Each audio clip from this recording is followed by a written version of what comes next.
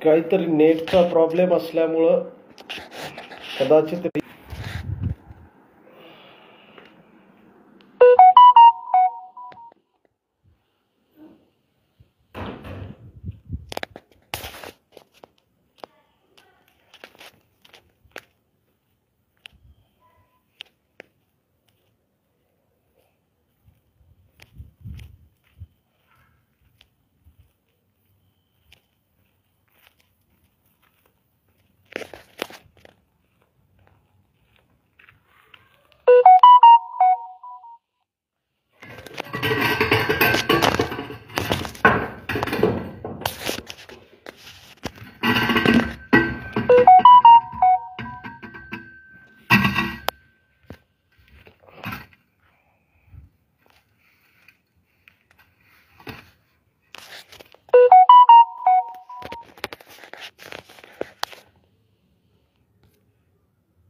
कारण इतका वेळ कनेक्शन मध्ये मोठा प्रॉब्लेम होता, टेक्निकल काहीतरी प्रॉब्लेम आहे, त्याच्यामुळं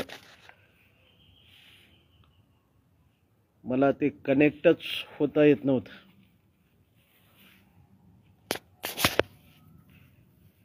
माझा आवाज येतोय का सगळ्यांना?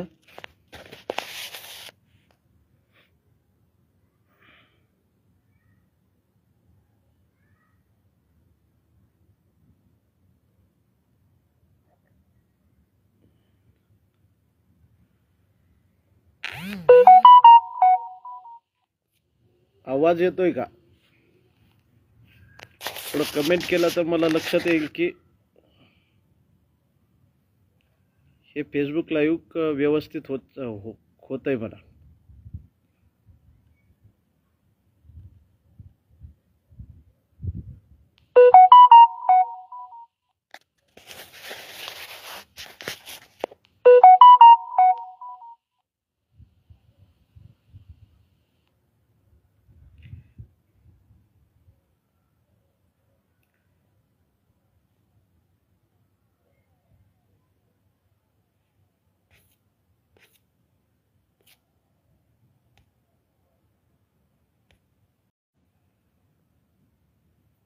आवाज येतोय काही?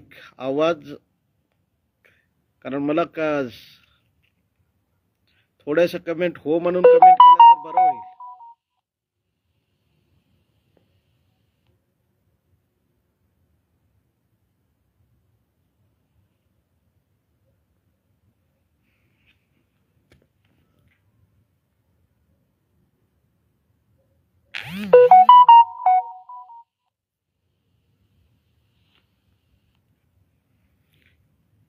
कोणाचीही काहीही कमेंट येत नाही.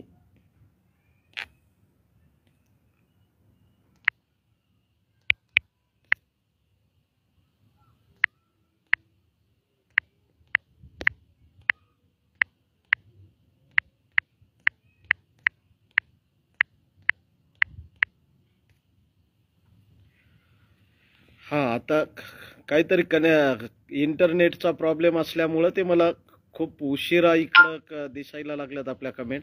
त्याच्याबद्दल सर्वांची दिलगिरी व्यक्त करतो. आता येत आहेत. ठीक आहे, आपण आता जास्त वेळ न घेता मी डायरेक्टली बोलायला सुरुवात करतो. कारण बऱ्याच वेळापासून त्या कनेक्शनमध्ये कनेक्ट होण्यामध्येच वेळ गेला. शिवाय बाहेर ट्रॅव्हलिंग चालू होती माझी. नेमकाच आता इथं ऑफिसला आलो आणि त्याच्यानंतर हे लाईव्ह सुरू केलं. मित्रांनो, खरं तर आता या मागच्या अधिवेशनाच्या दरम्यान मध्ये वेगवेगळ्या ठिकाणी वेगवेगळे आंदोलनं झाली. विशेषतः आमचं शिक्षक समन्वय संघाच्या माध्यमातून मुंबईला आंदोलन लागलं. या आंदोलनामध्ये मोठ्या प्रमाणात जी संख्या पाहिजेत होती ती संख्या काही त्या ठिकाणी भेटली नाही किंवा त्या ठिकाणी लोक म्हणावे तसे काही जमले नाही. त्याच्यानंतर मग शेवटचा पर्याय म्हणून जिल्हा वाईज आंदोलनं सुरू झाली, विभाग वाईज आंदोलनं सुरू झाली आणि त्यानुसार या आंदोलनाचा इम्पॅक्ट मोठ्या प्रमाणावर होणं सुरू झालं. त्याच्यात सगळ्यात महत्त्वाची गोष्ट परळीचे आपले जे एक बांधव होते धनंजय नागरगोजे यांची मध्येच आत्महत्या आणि तेही खिशामध्ये मग तशा प्रकारच्या अनुदानाच्या संदर्भातली चिठ्ठी लिहून त्यांनी केलेली आत्महत्या हे खरं तर पुरोगामी महाराष्ट्राला अतिशय लाजिरवाणी अशी एक घटना घडली. आणि परत हा विषय विना अनुदानीचा विषय हे विना अनुदानीचं अतिशय घातक धोरण संपूर्ण महाराष्ट्राच्याच नाही तर भारताच्या पटलावर आलं. कालच आमचे नांदेडचे बांधव जे की आंदोलनामध्ये अतिशय सक्रिय अशा प्रकारचा हा कार्यकर्ता हा पदाधिकारी होता ज्यांनी याच शासनाच्या अतिशय घाणेरड्या या धोरणाचा निषेध म्हणून खरं तर त्यांनी आत्महत्या केली. आत्महत्या करणं हा कुठल्याही समस्येवरचा उपाय नाही हे सगळ्यात पहिले आपण समजून घेतलं पाहिजे. कारण आपण एकट्यानं जर आत्महत्या केली तर आपलं अख्खं कुटुंब रस्त्यावर येण्याचे चान्सेस निर्माण होतात. रस्त्यावर कुटुंब येत आहे, आपल्या चिल्यापिल्यांचा जो सहारा असतो तो सहारा निघून जातो. सगळं कुटुंब खरं तर एक छायेपासून दूर होऊन जात आहे. अशा वेळेला आपण ह्या असे टोकाचे पाऊल न उचलणं हे खरं तर नितांत गरजेचं आहे. मित्रांनो, हा विना अनुदानीचा जो अतिशय घाणेरडा डाग, अतिशय काळाकुट्ट असा डाग जे आपल्या सर्वांच्या भविष्यावर लागलेला आहे, या डागाला पुसून काढण्यासाठी सर्वच जण प्रयत्न करत आहेत. त्याच्यामध्ये विशेषतः आम्ही या संदर्भामध्ये आमदार ज्ञानेश्वर म्हात्रे साहेबांचं मनापासून खरं तर अभिनंदन करणं गरजेचं समजतो, त्यांचे आभार व्यक्त करणं गरजेचं समजतं. परंतु इतर जेवढे आमदार इतर काही जे आमदार होते या आमदारांनी म्हणावा तसा या बाबतीमध्ये सपोर्ट केला नाही. हे सर्वच महाराष्ट्रातील शिक्षकांची अतिशय मोठी खंत आहे. त्याच्यामुळं कधी कधी वाटायला लागलेलं आहे की हे आमदार लोक आमच्यासाठी आहेत का इतरांसाठी आहेत. कारण जो विषय या आमदारांनी मांडणं गरजेचं आहे तो विषय बाजूला ठेवला जातो आणि दुसराच कुठला तरी विषय समोर आणला जातो. ही गोष्ट अतिशय लाजिरवाणी गोष्ट झालेली आहे. आता येत्या पुढच्या पाहूत आपण आता पुढच्या निवडणुकीच्या संदर्भामध्ये त्या वेळेला आपण सगळेजण मिळून ठरवूया. परंतु असं असताना सुद्धा आम्ही आमचंही आत्मपरीक्षण करणं नितांत गरजेचं झालेलं आहे. कारण गेल्या ऑक्टोबर महिन्यातलं आंदोलन जर सोडलं तर त्या ऑक्टोबरच्या नंतर म्हणजे पावसाळी अधिवेशनामध्ये जे आंदोलन झालं त्या अधिवेशन जर आम्ही म्हणजे सोडलं तर त्याच्यानंतर 2024च्या नंतर आमचं एकत्रित येऊन असं कुठलंही आंदोलन झालं नाही.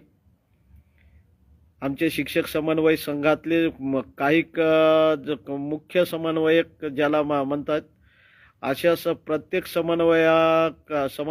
समन्वयकाला स्वतःलाच वाटायला लागलंय कदाचित आम्ही काही खूप मोठे झालोत की काय, किंवा आम्हीच म्हणजे आता त्या आमदार मंत्र्यापेक्षाही आमचीच खरं तर म्हणजे इगोइस्टपणा जास्तीचा वाढला की काय असं कधी कधी मलाही वाटायला लागलं. कारण या अधिवेशनामध्ये आम्ही सगळ्यांनी एकत्रित येणं गरजेचं होतं, एकत्रित येऊन बसणं गरजेचं होतं, चर्चा करणं गरजेची होती. परंतु तसं काही झालं नाही. ही सगळ्यात मोठी दुर्दैवाची आणि खंत व्यक्त करण्याची गोष्ट आहे या बाबतीमध्ये. आणि दुसरी महत्त्वाची गोष्ट अशी झाली की आमचा जो शिक्षक बांधव आहे, आमचा जो कर्मचारी बांधव आहे, हाही एका भांबावलेल्या अवस्थेमध्ये या वेळेला दिसून आला. त्यामुळं मग आझाद मैदान या ठिकाणी लागलेलं आंदोलन, या आंदोलन म्हणावं तेवढी या आंदोलनाला गती न भेटल्यामुळं, आणि दुसरी महत्त्वाची गोष्ट आमचा शिक्षक बांधवांनीही या आंदोलनाकडे पाठ फिरवल्यामुळं खरं तर कधी कधी वाटायला लागलं की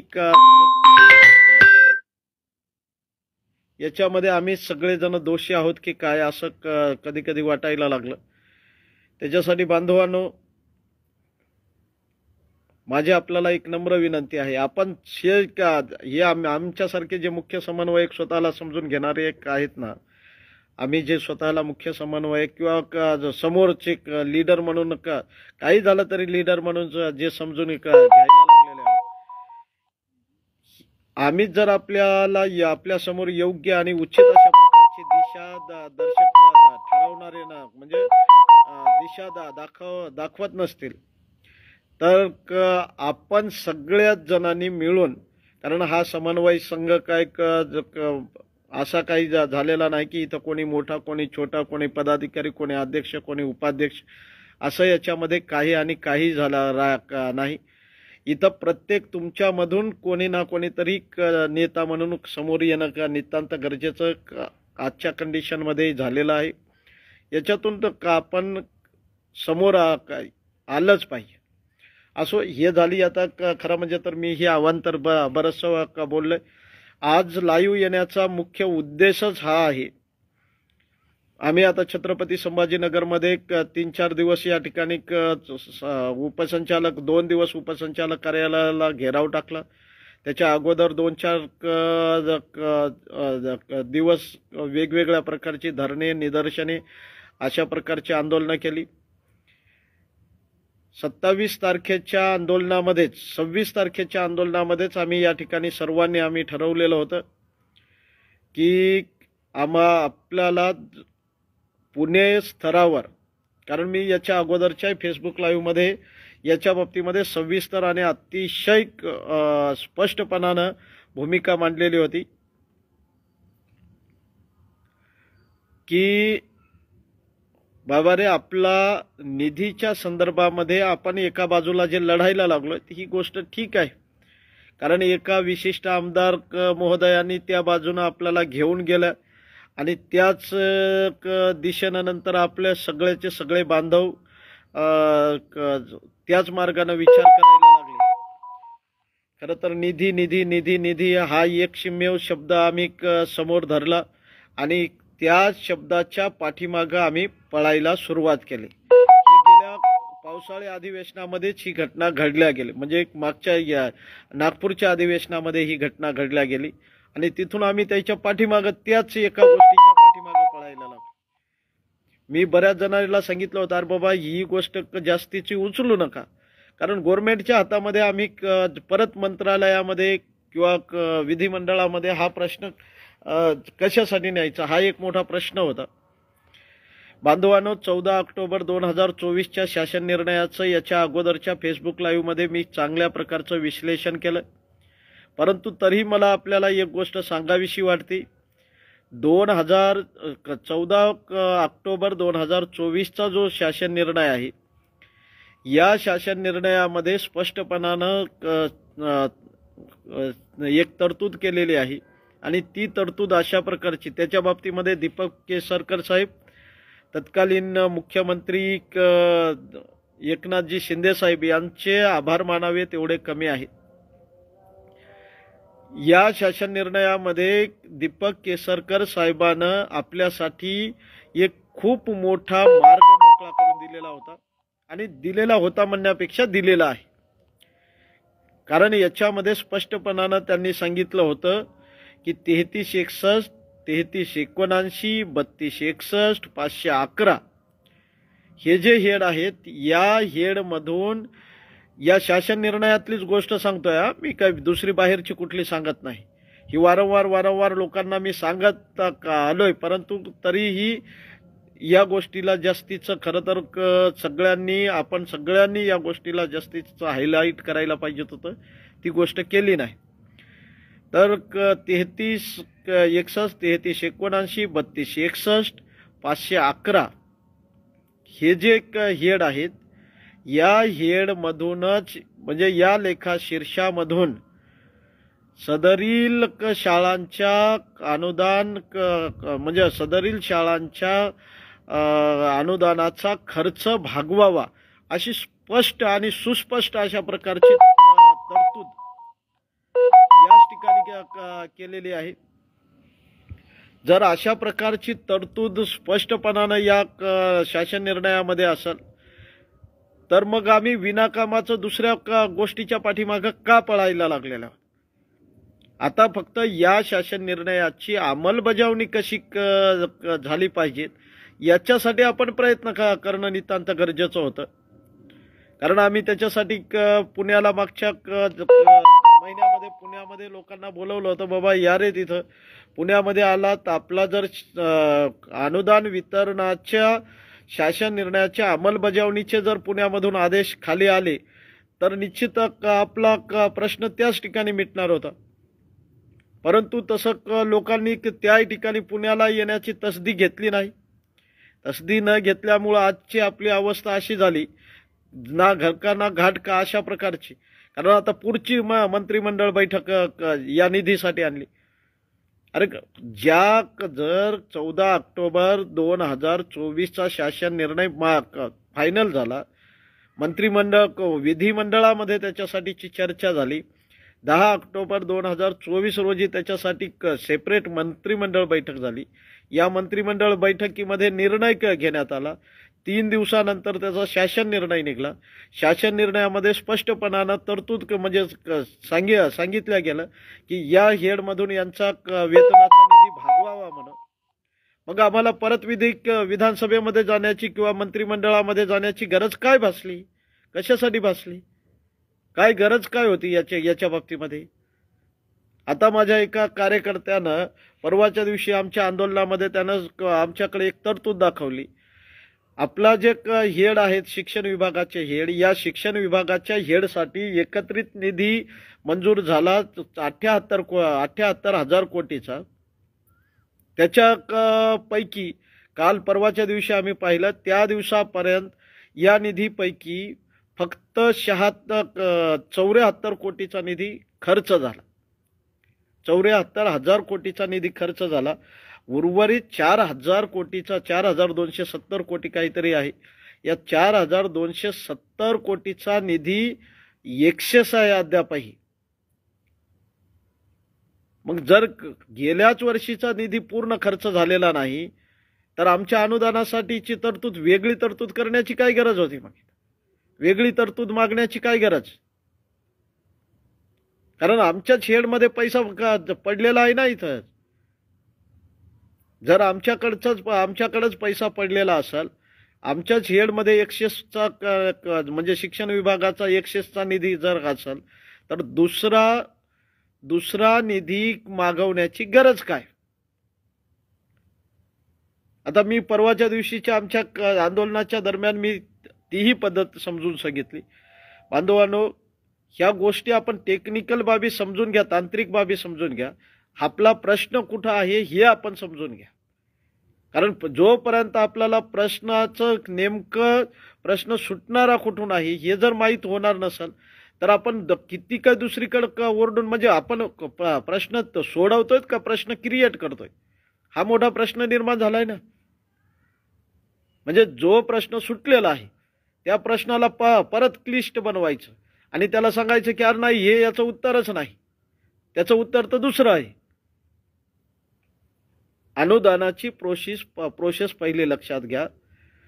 19 सप्टेंबर 2016 रोजी तावडे साहेबांकडून जो शासन निर्णय काढला गेला त्याच्या सरसकट हा शब्द वापरला गेला. त्याच्यानंतर त्यांनी त्याच शब्दामधून म्हणजे त्याच शासन निर्णयामधून सरळ समोर समोर जे 3 टप्पे आपल्याला दिले त्या तीनही टप्प्यात तुम्ही कुठलाही शासन निर्णय पाठीमागचा काढून पाहते या तीनही टप्प्याचा किंवा 2 टप्प्याचा, ज्याला 2 टप्पे भेटले त्यानं 2 टप्प्याचा काढा, ज्याला 3 टप्पे भेटले त्याने 3 टप्प्याचा काढा, ज्याला 1 टप्पा भेटलाय त्याने 1 टप्प्याचा काढा. या शासन निर्णयामध्ये स्पष्टपणानं सांगितलं होतं की यांची अर्थसंकल्पीय अधिवेशनामध्ये निधीची तरतूद करण्यात येईल. त्या शासन निर्णयामध्ये स्पष्टपणानं तसा उल्लेख आलेला आहे. परंतु 14 ऑक्टोबर 2024च्या शासन निर्णयामध्ये तो शब्द आलेला नाही किंवा ते वाक्य आलेलं नाही किंवा ती तरतूद आलेली नाही. त्यांनी ते स्पष्टपणानं सांगितलेलं आहे की आम्ही जे खाली हेड दिलेले आहेत या हेडमधून यांच्या अनुदानाची तरतूद भागवावी. किती स्पष्ट आहे त्याच्यात. म्हणजे स्पष्टपणानं सांगितलेलं आहे की हे हेड दिलेले आहेत, आम्ही या हेडमधून तुम्ही याचा खर्च वेतनाचा खर्च भागवा म्हणून सांगताय. स्वतः गव्हर्नमेंट सांगताय याच्या बाबतीमध्ये. मग जर गव्हर्नमेंटनं सांगितलं तर आम्हाला बोंबा मारायची काय गरज होती तिथं की आम्हाला वेगळा निधी द्या, आम्हाला वेगळा निधी द्या, आम्हाला वेगळा निधी द्या. आणि ही गोष्ट गेल्या नागपूरच्या अधिवेशनात सुरू झाली. नागपूरच्या अधिवेशनामध्ये त्या ठिकाणी नागपूरच्या अधिवेशनामध्ये एका आमच्या आमदार महोदयानं तिथं झेंडा उचलला आणि सांगितलं की अनुदानाची तरतूदच नाही, अनुदानाची आता पुढच्या मार्च महिन्यामध्ये तरतूद होणार म्हणून, निधीची तरतूद. अरे हे कुठला प्रकार झाला हा?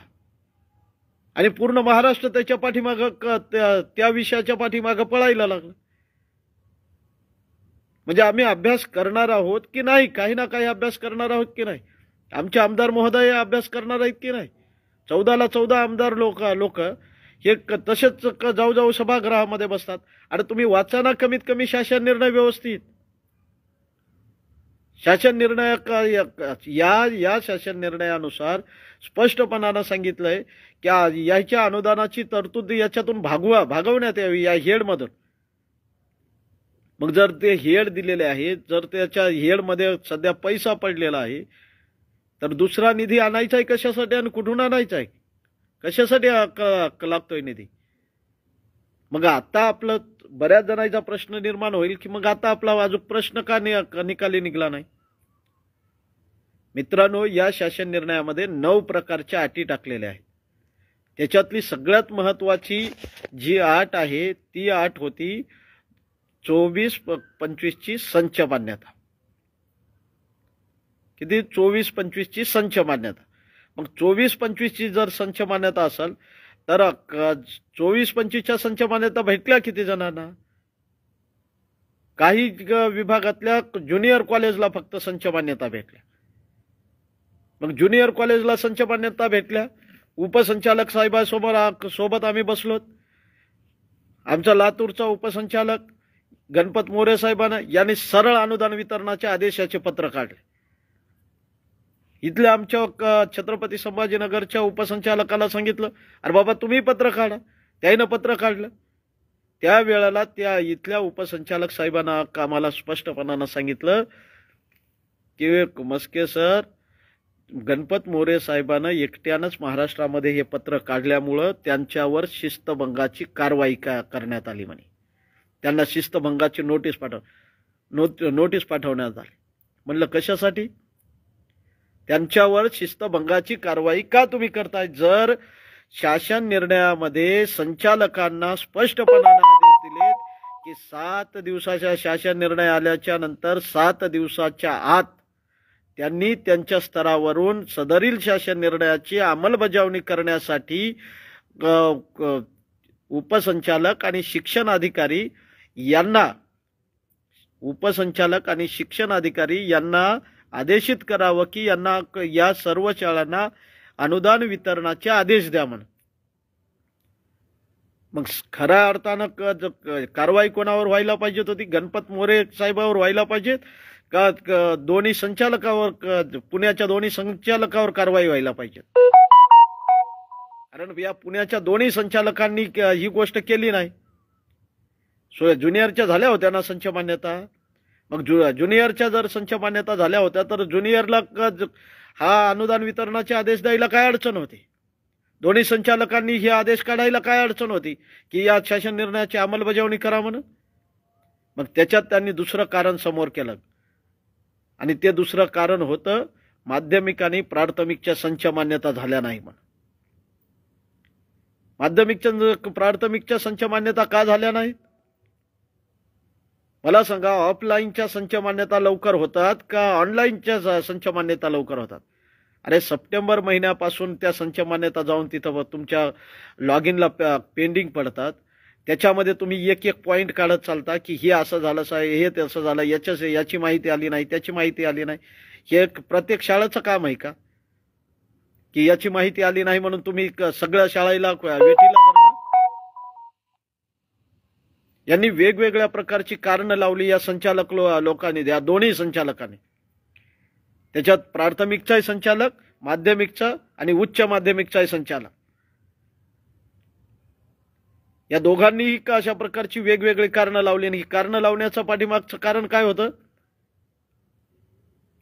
की हे शासन निर्णय जो आलेला आहे त्यांना माहित होतं या शासन निर्णयाच्या अंमलबजावणीचे आम्ही आदेश दिले की या लोकांच्या खात्यावर पेमेंट जाणार म्हणजे जाणार. ही साधी सोपी गोष्ट होती. मग जर या लोकांच्या खात्यावर पेमेंट जाण्यासाठी यांनी जर हे षडयंत्र केलेलं आहे तर मग आम्ही बोंबा कोणाच्या समोर मारल्या पाहिजेत? शासनाच्या दारासमोर मारल्या पाहिजेत किंवा संचालकाच्या दारासमोर मारल्या पाहिजेत?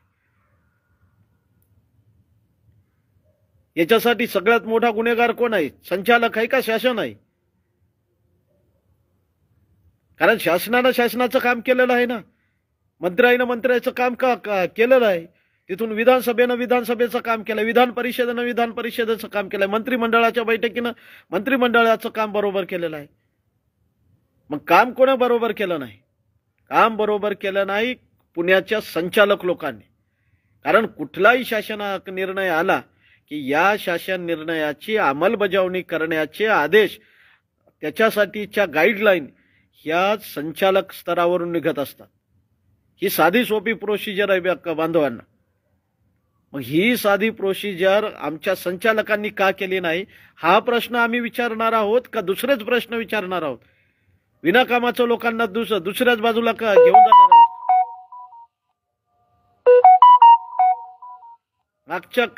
मागच्याच फेसबुक लाईव्ह मध्ये, म्हणजे याच्या अगोदरच्या या शासन निर्णय आल्याच्या नंतर तातडीनं, कारण जसंही नागपूरच्या अधिवेशनामध्ये हा प्रश्न उपस्थित झाला की निधी नाही आम्हाला निधीची तरतूद पाहिजे, त्याच वेळेला फेसबुक लाईव्ह घेऊन मी स्पष्टपणानं सांगितलं होतं, अरे बाबा रे, फेसबुक त्या तिकडच्या मार्गाने वळू नका म्हणून. परंतु आमच्याच शिक्षक समन्वय संघामध्ये एकी न राहिल्यामुळं किंवा समन्वय न राहिल्यामुळं कोणी उठायला लागला की ती वेगवेगळ्या प्रकारची डिमांड करायला लागला.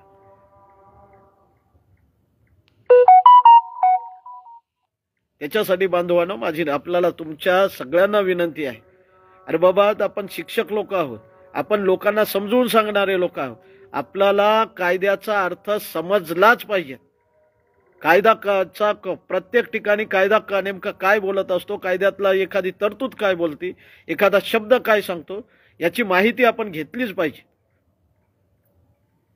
मग या कायद्याचा अन्वयार्थ जर आपण योग्य रीतीने लावू शकत नसतील तर आपण म्हणजे किती किती मूर्खपणा करायला लागलेला आहोत.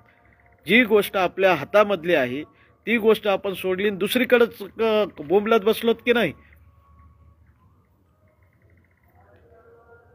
हे फेसबुक लाईव्ह घेण्याचा एकमेव उद्देश आहे बांधवांना. आता खऱ्या अर्थानं पुण्याच्या दिशेनं हे लोक वळायला लागले, सुरुवात झाली. आता पुण्याला येऊन बसायला सुरुवात झाली. आमच्या काही समन्वयकांनी त्या दिवशी, परवाच्या दिवशी निवेदन दिलं की आता पुण्यामध्ये आंदोलन. अरे इतक्या दिवसापासून तेच बोंबलायला लागलो होतो ना की आपल्याला पुण्यामध्ये बसणं गरजेचं आहे, पुण्यामध्ये बसायला पाहिजे, पुण्यामध्ये जाणं गरजेचं आहे. आता ज्यांनी पुण्यामध्ये आंदोलन लावले ते एकदम करेक्ट मार्गावर आंदोलन लागलेले आहे. योग्य ठिकाणी आंदोलन लागलेले आहे.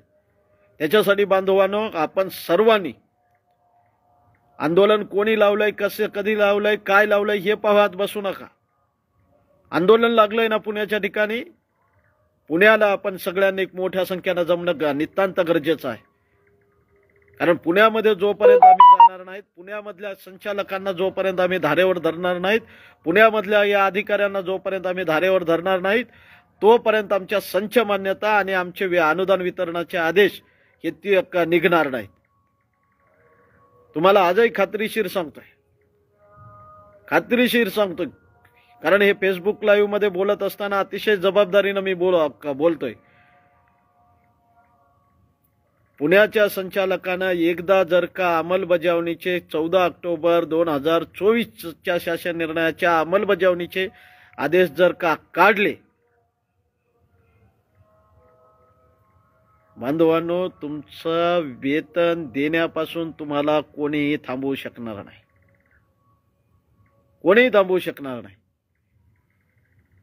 त्याच्यासाठी काही झालं तरी पुण्याच्या रस्त्याला आता लागा, पुण्याच्या संचालक कार्यालयासमोर या. तिथं हे जेवढे आमचे समन्वयकामध्ये जो काही थोडासा हे आलेला आहे ना, त्याला आम्ही बोललो, आम्ही सगळ्यांसोबत चर्चा करू ते आणि सगळ्याला सांगतो, अरे बाबा, कोणी लावलेलं असू दे आंदोलन, आपण त्या आंदोलनामध्ये उपस्थित राहणं गरजेचं झालेलं आहे. आम्हाला पोटापाण्याचा प्रश्न पडलेला आहे. आमच्या पोटाचा प्रश्न महत्वाचा आहे का आमच्या इगोचा प्रश्न महत्वाचा? काय आम्हाला आमदार, खासदार का मंत्री व्हायचंय का?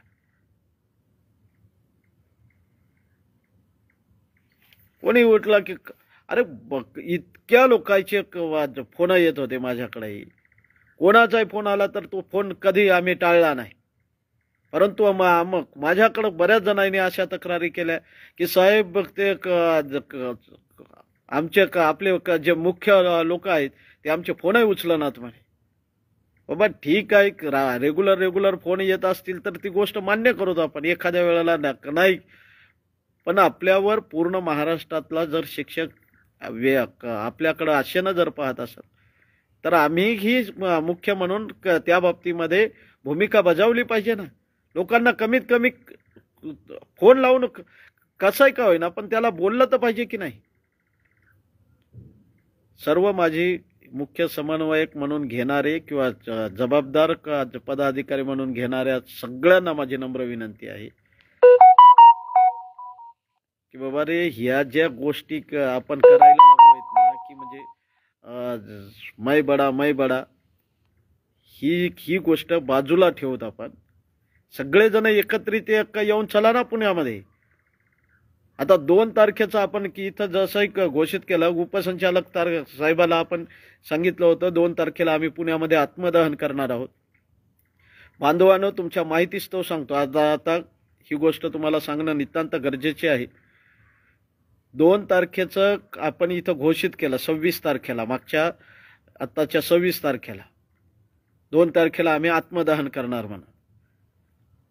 ही गोष्टीसाठी जेवढा गृहविभाग आहे, गृहविभागाच्या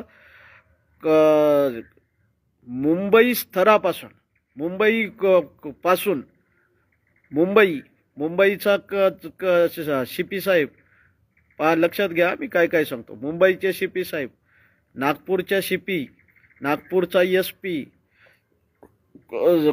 पुणे विभागातला या ACP, त्याच्यानंतर पुणे विभागातले SP, त्याच्यानंतर इतर बऱ्याच जवळपास मला वाटतं 10 ते 12 वेगवेगळ्या जिल्ह्यातल्या SP कार्यालयातून माझ्याकडे फोन आले. साहेब, तुमचं आंदोलन, पुण्याचं आंदोलन किती लोक येणार, कशाने येणार आहे? वाटलंच तुम्हाला जर याच म्हणजे माझं बोलणं खोटं वाटत असेल तर माझ्याकडे त्याच्या रेकॉर्डिंग आहे. मागच्या आता या 3 दिवसापासून सातत्यानं ते मला फोन लावत आहे, तुमचे लोक किती येणार आहे. म्हणलं लोक येतील 400-500, कारण आम्हाला आता विश्वास राहिलेला नाही लोक किती येतील. काय सांगितलं तसंच आता दिलं 400-500 म्हणलं लोक येतील म्हणलं साहेब. बांधवांनो, हे 400-500चा आकडा जो सांगितलेला आहे तो 1000-2000 जाऊ द्या. येत्या 2 तारखेला तिथं आंदोलन तर 1 तारखेपासून लागलेलंच आहे. येत्या 2 तारखेला आपण मोठ्या संख्येनं पुण्याला उपस्थित राहायचं. प्रचंड संख्या दाखवा. एकाच दिवसामध्ये जर नाही ह्या अनुदान वितरणाचे आदेश आपण काढले आणि ह्या संच मान्यता करून घेतल्या. आता या फेसबुकवर म्हणत नाही मी नाव बदलून टाकल म्हणून, पण तुम्हाला ही खात्री देतो की त्याच दिवशी या दोन्ही संचालकांच्या उरावर बसून आपण ही गोष्ट करून घेऊ. पण हे सगळ्या गोष्टी तुम्ही सोडून द्या की काही. अरे संघटनेनं जर तुम्हाला सांगितलं ना की बाबा या रे तिथं 1-2 दिवस द्यायला काय अडचण आहे तुम्हाला. सगळ्यांनी मोठ्या संख्येनं या ना तिथे. जर तुम्हाला वाटत असेल खरंच आपल्याला हा पदरामध्ये हा टप्पा पाडून घ्यायचा आहे, याच वेळेला आपल्याला याचं वेतन मिळवायचं आहे, तर मागं पुढं काहीच पाहू नका. येत्या 2 तारखेला म्हणजेच मंगळवारी सकाळी 11 वाजता मोठ्या संख्येनं, अतिशय मोठ्या संख्येनं पुण्यामध्ये उपस्थित राहा. या ठिकाणी संचालकाला घेराव टाकून आपण तातडीनं हा अनुदान म्हणजे 14 ऑक्टोबर 2024च्या शासन निर्णयाच्या अंमलबजावणीचं पत्र काढूत आणि त्याच दिवशी शक्यतो त्याच दिवशी, कारण त्या दिवशी संच मान्यता अपलोड झाल्या होत्या, परंतु त्यानं परत एक कारण दिलं की बऱ्याच जणांच्या चुकल्या. अरे भरपूर जणांच्या चुकल्या असं म्हणण्यापेक्षा किती लोकांना तुमच्याकडे चुकलेल्या आहे ना फोन लावले माझ्याकडे. मी ज्याला विचारलं अरे तुमची संच मान्यता बरोबर आली का, ते म्हणे सर हो बरोबर आलेली. बऱ्याच जणांना मी विचारलं अरे बस तुमची संच मान्यता बरोबर आली का, ते म्हणे बरोबर आलेली. मग जर भरपूर लोकांनी जवळपास मला नाही म्हणलं तरी आमच्या छत्रपती संभाजीनगरमध्ये मी एक कमीत कमी म्हणजे आता जेवढ्या शाळा आहेत या शाळातल्या 70% लोकांना विचारलं, मुख्याध्यापकांना विचारलं अरे संच मान्यतेचं कसं आले रे तुमची, ते म्हणे सर बरोबर आली. मग न बरोबर येणाऱ्या कोणाच्या होत्या आणि अशी किती होती. मग जर 2-4 लोकांसाठी पूर्ण लोकांना जर वेठीला धरत असाल तर ही गोष्ट बरोबर नाही. ही गोष्ट आपण संचालकाला सांगूत आणि सेम डेला त्याच दिवशी संच मान्यता आणि त्याच दिवशी अनुदान वितरणाच्या आदेशाच्या अंमलबजावणीचं पत्र हे 2 तारखेलाच आपण पुणे संचालकाकडून दोन्ही संचालकाकडून काढून घेण्याचा प्रयत्न करूत. प्रयत्न नाही काढूनच घेऊ. परंतु त्या ठिकाणी तुमची मोठ्या प्रमाणावर उपस्थिती असणं नितांत गरजेचं आहे. आता जे मेसेज मी तुम्हाला पाठवल ते मेसेज तुमच्या इतर ग्रुपला पाठवत चला, कारण ब्रॉडकास्ट लिस्टवर 2 तारखेला कोणता वार आहे ते तुम्ही पाहून घ्या. मला वाटतंय मंगळवार आहे, कारण सोमवारी 1 तारीख आहे, मंगळवारी 2 तारीख आहे. त्यामुळं बुधवार गुरुवार असं कुठलाही त्याच्यात शब्द टाकू नका. 2 तारीख लक्षात घ्या. पुढच्या महिन्यातली 2 तारीख, या 2 तारखेला मला वाटतंय मंगळवारच आहे. येत्या मंगळवारी सगळ्यांनी मोठ्या संख्येनं पुणे या ठिकाणी निघा. छत्रपती संभाजीनगर मराठवाड्यात खरं तर आता हे जे आंदोलन या गेल्या 15-20 दिवसामध्ये आंदोलनं जे झाली, जास्तीत जास्त मराठवाडा याच्यामध्ये अतिशय सक्रिय राहिला. खरं म्हणजे तर विदर्भातले आमचे बांधव भरपूर सक्रिय राहिले, परंतु म्हणावं तेवढा तिकडून उठाव झालेला दिसला नाही. नाशिक विभाग असेल, पुणे विभाग असेल, अमरावती विभाग असेल, नागपूर विभाग असेल, आमचं छत्रपती संभाजी लातूर विभाग असेल, या सर्व विभागातील सर्व शिक्षक बांधवांना, शिक्षकेतर बांधवांना माझी नम्र विनंती आहे. बुधवार आहे का 2ला बुधवार आहे, ठीक आहे, जे असेल जोही वार बुधवार असेल तर बुधवार आहे. तर बुधवारच्या दिवशी 2 तारखेला बुधवार आहे म्हणतात, बुधवारच्या दिवशी जास्तीत जास्त संख्येनं पुणे या ठिकाणी उपस्थित राहायचं. जसं तुम्हाला जमल तसं या. रेल्वेनं या, गाडीनं या, पायी या, मोटरसायकलवर या, कशाने या. परंतु पुण्याला दुपारी साधारण 11:30-12 वाजता मोठ्या संख्येनं तिथं न भूतो न भविष्यती अशी संख्या तयार करा. 100% त्याच दिवशी आपण आपला प्रश्न निकाली काढण्यासाठी प्रयत्न करू.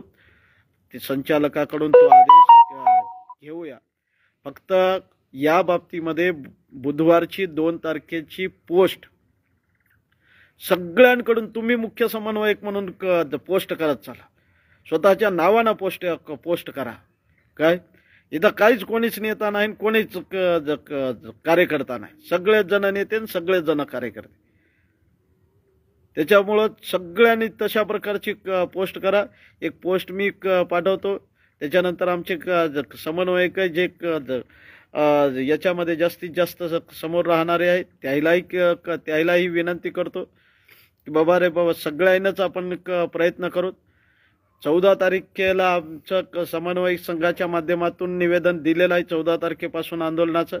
परंतु 14च्या ऐवजी आता लागलंय ना 1 तारखेला आंदोलन. ठीक आहे, आपण 2 तारखेला त्या ठिकाणी सगळेच जण उपस्थित राहूत ना, काय हरकत आहे.